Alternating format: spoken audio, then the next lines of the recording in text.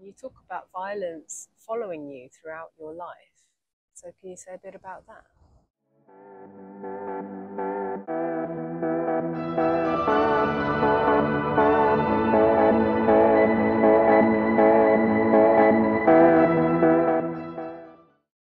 From a young age to teenage years, my brother would beat me a lot. You know, I'm surprised my skin's not purple and yellow from all the bruises. And then when I went out into life, like I remember I went up to the park with my friends when I was 14 and I got punched in the face for no reason. Just because some guy wanted to prove himself and show off in front of his friends.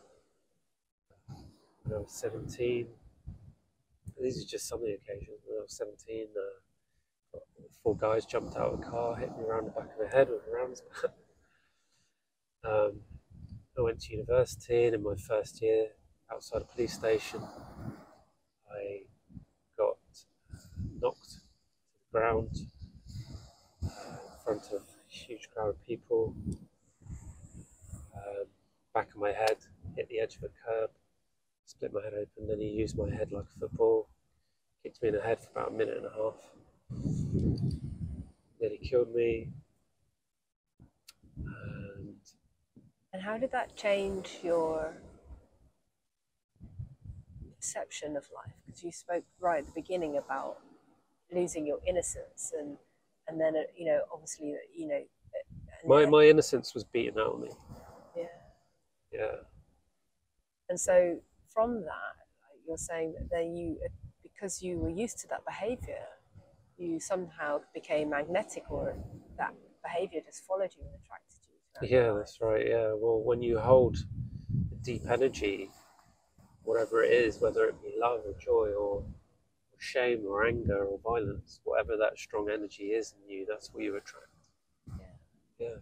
So how did you, I mean, you even mentioned that before we came down the beach today. You asked me, you said, you know, when you look at me, Hazel, do I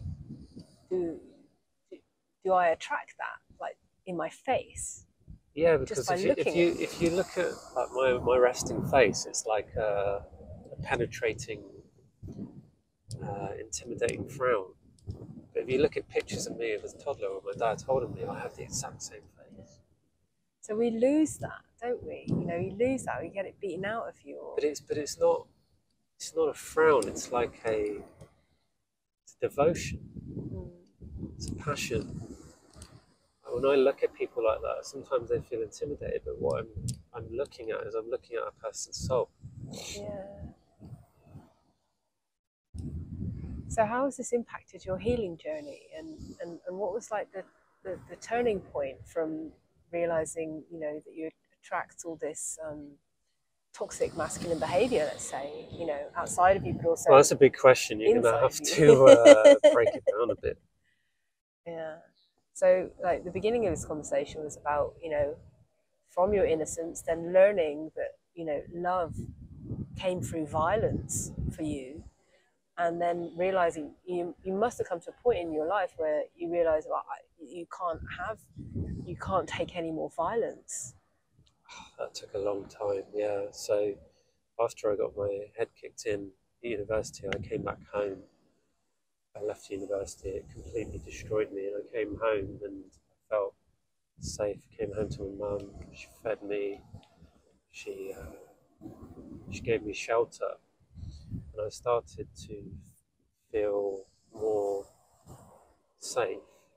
But I had essentially lost my safety of what it meant to be in my body, because I'd been beaten so many times, quite severely, that being in my body meant that I would be attacked.